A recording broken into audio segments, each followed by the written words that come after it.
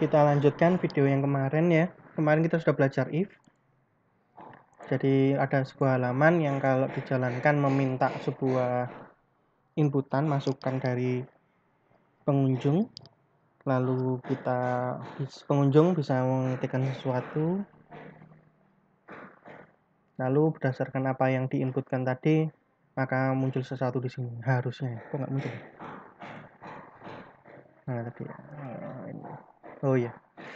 Karena ini di blok ya. Oke. Coba lagi.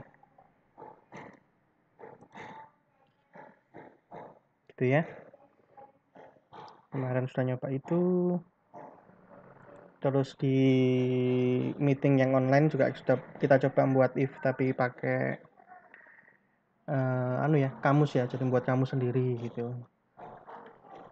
Untuk yang sekarang mungkin karena laptopnya tidak kuat mungkin ya, kalau pas online terus direkam jadi baurat sekali. Jadi mungkin untuk pertemuan online saya nggak bisa ngerekam, mungkin teman-teman yang ngelihat bisa ngerekam. Terus nanti rekamannya bisa dikasihkan saya, bisa saya uploadkan ke YouTube-nya Unwaha.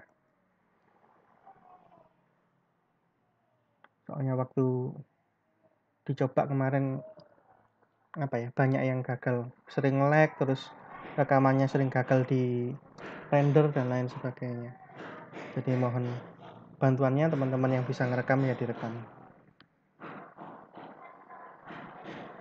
Kemarin harusnya kita nggak belajar lanjutannya ya. Lanjutannya if ini ada percabangan yang lain menggunakan switch. Tapi kita coba aja. Kita sekarang nyoba pakai yang switch dulu deh. Jadi kita melengkapi beberapa hal yang belum kita pelajari sebelumnya ya. Switch ini sama di dalam PHP juga ada switch. Gitu.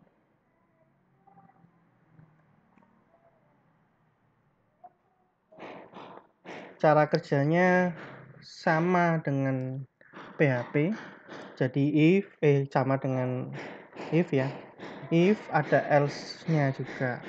Ada else if-else-nya juga. Tapi mungkin else if dengan if itu sama saja. Nah, kita tulis dulu aja ya sebentar ya.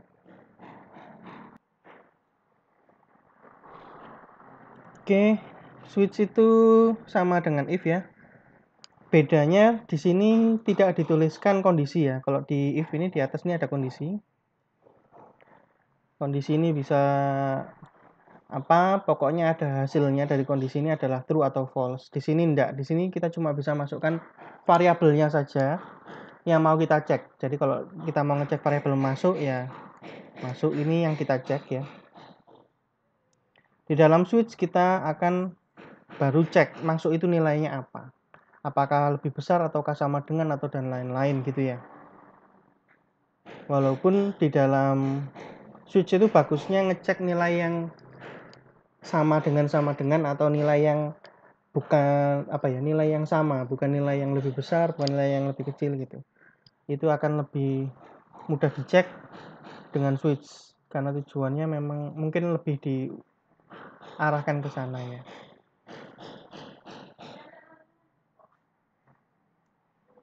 Oke, kita coba di contoh kali ini kita pakai yang sama dengan ya, sama dengan yang di atas ini. Jadi yang perlu dituliskan ini untuk pengecekan kondisinya itu pakai case ya. Kita nggak perlu tuliskan masuk sama dengan itu enggak. Untuk switch itu langsung nilainya yang sama apa. Misalnya kita mau samakan dengan pas. Kalau pas berarti yang dilakukan ini ya. Kita copy aja. Oh, ini kurang salah ketik ya.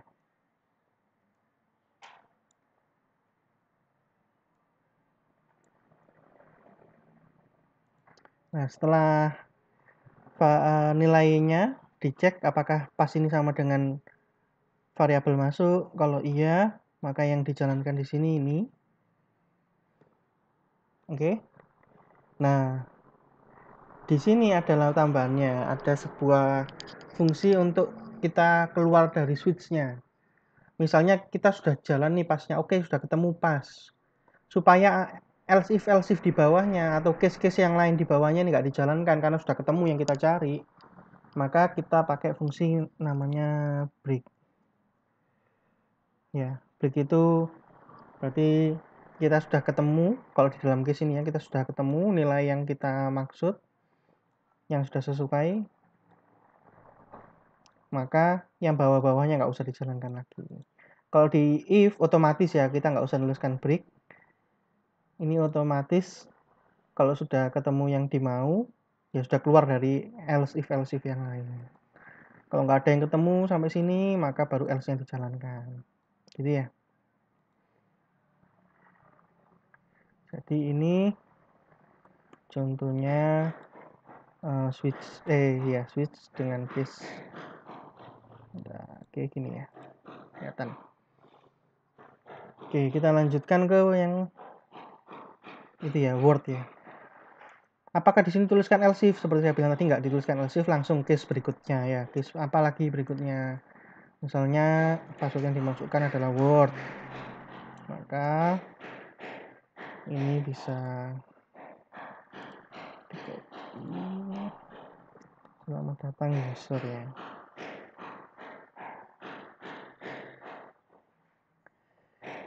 Ya kurang lebih gini ya. Else if-nya seperti ini. Lalu else-nya bagaimana? Else-nya kita pakai default. Jadi kalau yang atas-atas ini nggak ada yang jalan semua, maka default-nya apa? Yang muncul apa sih kalau nggak ada yang benar? Nah, itu default ya, sama dengan else. Oke, kita copy aja sama kayak yang itu.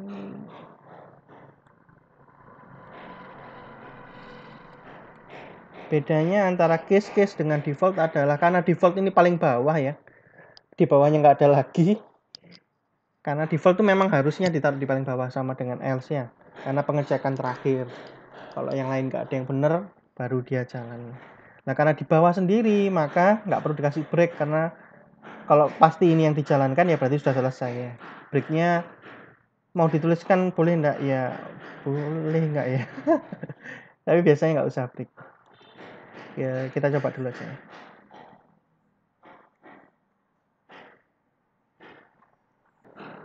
Oke, kita coba ya. Ini sudah pakai yang switch ya, yang if-nya sudah kita kita masukkan ke dalam komentar, jadi nggak akan jalan ini. Yang jalan yang bawah ya. Apa yang terjadi kalau kita ketikkan pas, maka akan masuk atau akan keluar tulisan ini ya. Selamat datang admin.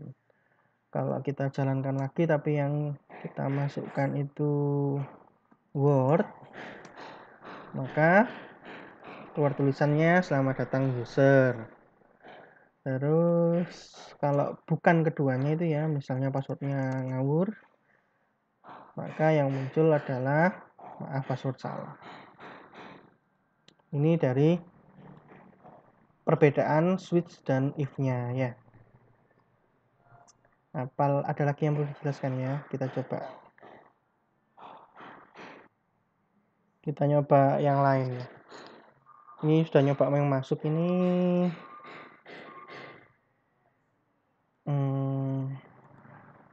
Kita komen lagi deh sama kayak sebelumnya. Jadi switch memang dirancangnya untuk yang sama dengan seperti ini ya. Tapi kita bisa buat pengecekan lebih besar, lebih kecil dan lain-lain dengan cara seperti ini. Walaupun sebaiknya pakai if kalau yang seperti ini. Pertama, biasanya kalau kita masukkan variabelnya yang mau dicek, ini kita bisa ganti dengan boolean true. Gitu. Dengan gitu, yang bawah ini kita case-nya nggak ngecek variabel itu, tapi bisa melakukan pengecekan variabel yang lain. Yang range-nya lebih luas ya. Bukan cuma sama dengan saja, tapi bisa di antara ini dan ini dan lain-lain. Oke, kita nyoba sesuatu yang lain aja ya. Kalau gitu masuknya tetap ya. Kita apa yang cheat ya? Mungkin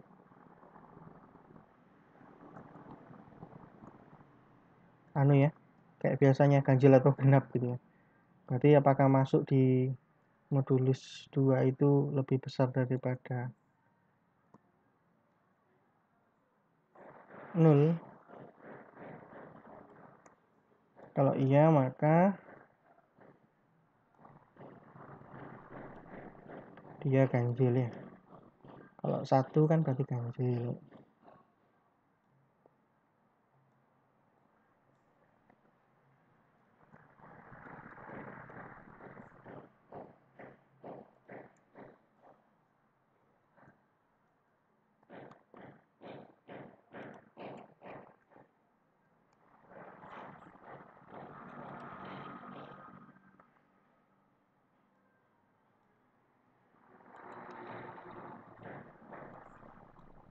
Dua ini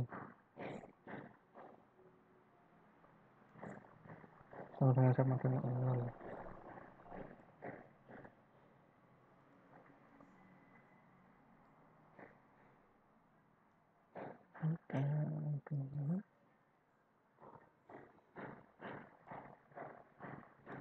Silakan dicoba ya. Enaknya kalau di sini itu kan kita, kalau di video bisa dipaus-paus, jadi tidak usah nunggu lama-lama yang jelaskan. Tinggal bertanya saja. Kalau misalnya ada kesulitan ya silakan baru ditanyakan gitu ya. Nanti kita buat video lanjutannya atau dijawab langsung dari WA atau bagaimana. Oke, ini kita coba ya, jalan enggak ya. Misalnya angkanya 15. Oh, 15 itu ganjil. Kalau 200 itu kena. Tapi nggak akan masuk default ya, harusnya. Oh, masuk ya, masuk default. Kalau bukan angka berarti masuk default. Kalau di PHP tetap ada hasilnya soalnya. Berarti bisa tuh. Kalau di PHP harus dicek dulu apakah angka atau tidak pakai is integer atau apa gitu ya. Numeric gitu ya. Is numeric. Oke, kurang lebih seperti itu ya tentang switch. Kalau ada pertanyaan silahkan ditanyakan. Kita masuk ke materi yang lain. Jadi ini ngecek password pakai if ya.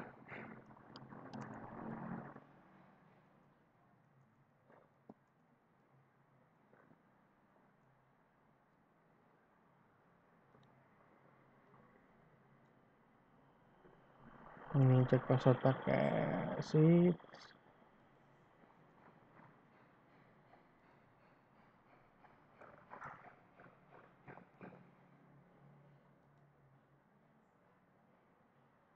Yang ini cek ganjil genap ya.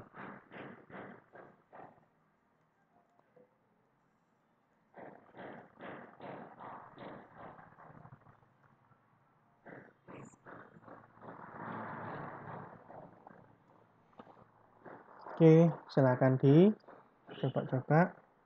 Kalau ada pertanyaan ditanyakan, kita masuk ke materi yang sebelumnya kita belajar materi array ya. Pakai for. Nah, ini kita jelaskan lagi. Ada 3 cara ngecek ya. Ini semuanya saya jelaskan. Yang sebelumnya pakai off. Kenapa pakai off? Karena kalau off itu munculnya nanti itu langsung value-nya, langsung nilai atau isinya. Seperti kita tahu di dalam array ini, kalau kita punya array A, di atas ini kita punya array ya A. Oh, artikel, maaf, bukan A. Artikel ini kita punya artikel, isinya macam-macam. Coba kita jalankan ya. Jalankan. Menjalankannya pakai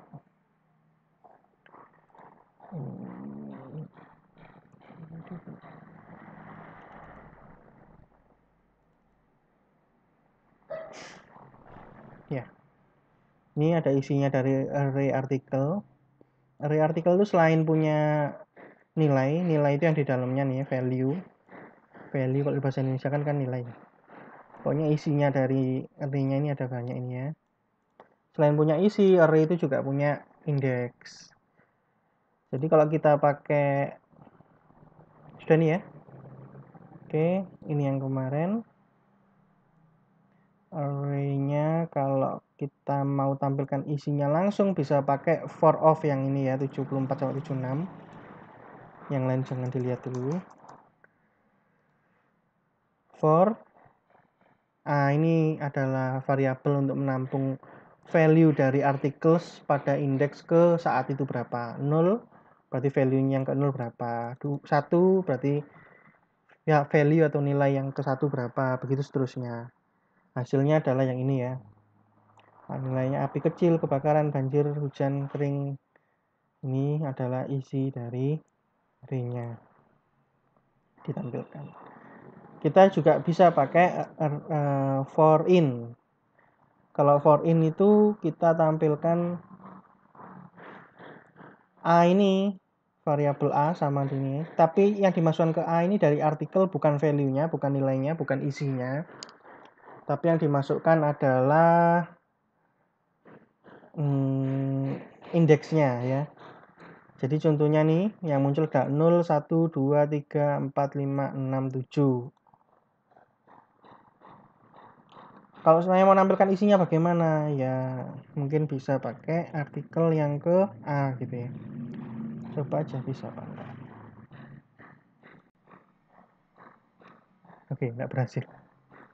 Articles, bukan artikel ya, articles. Ini kurang. Ya, nanti hasilnya sama ya. Jadi kalau mau langsung isinya saja yang mau diambil, ya nggak usah ngambil indeksnya. Langsung aja pakai for of. Kalau mau ngambil indeksnya dan juga bisa dilihat isinya pakai seperti ini, kan bisa ngeliat isinya. Jadi isi dari articles yang ke 0, yang ke 1 bisa pakai cara seperti ini, bisa pakai for in ya. Mau pakai yang mana terserah. Kok berubah. Oke. Terus ada lagi bisa pakai for each ya. For each ini yang sama dengan yang saya bilang sama dengan PHP, tapi agak beda penulisannya, nggak bisa langsung dituliskan for each-nya ya. Array-nya harus dituliskan dulu. Jadi articles ini array-nya ya. Nama dari array-nya, titik. Nah, baru kita pakai for each. Jadi for each ini adalah fungsi yang fungsi khusus untuk array. Jadi array-nya ini memiliki fungsi for each. Jadi for each-nya dipanggil dengan cara seperti ini. Nama dari array-nya titik, lalu fungsinya for each ya. Di dalamnya kita menjalankan sebuah fungsi, makanya pakai for each ini lebih rumit daripada yang atas. Jadi di dalamnya fungsi for each ada fungsi lagi, function tanpa nama functionnya ya. Fungsinya tanpa nama biar mudah. Mau dikasih nama ya mending nggak usah aja, soalnya langsung dijalankan. Function A ini kita tahu A itu adalah parameter yang di dalamnya sebuah kurung dari sebuah fungsi, sama kayak for each ini di dalamnya ada kurung, berarti harusnya ini argumen atau parameter. Tapi di sini di dalamnya fungsi ini ada, jadi di dalamnya fungsi for each ada fungsi lagi yang memasingkan parameter atau argumen A. Jadi A ini adalah variabel yang ada di dalam fungsi ini ya. Nah, A itu nanti akan berisi sama kayak A-nya ini, apa yang sesuai dengan isinya artikelnya. Nah, ini hasilnya nanti sama dengan yang of, yaitu yang ditampilkan adalah value-nya. Makanya sih daripada for each mungkin lebih mudah atau lebih to the point, lebih langsung pakai yang for of itu ya. Lebih gampang ditulis.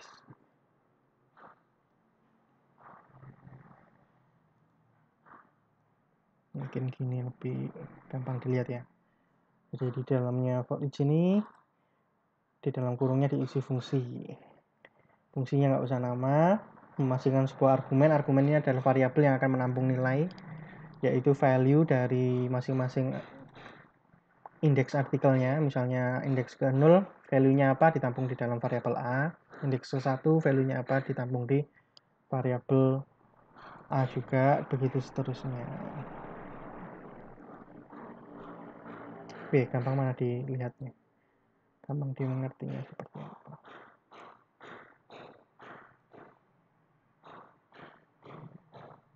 Oke, itu dari perulangan untuk mendapatkan nilai-nilai array ya. Ada 3 itu, silakan mau dipakai yang mana. Mungkin yang paling enak dipakai itu yang for in, tapi harus menampilkan isinya masing-masing dengan cara yang tadi ya. Nama array-nya dalam kurung kotak, lalu indeksnya dimasukkan gitu.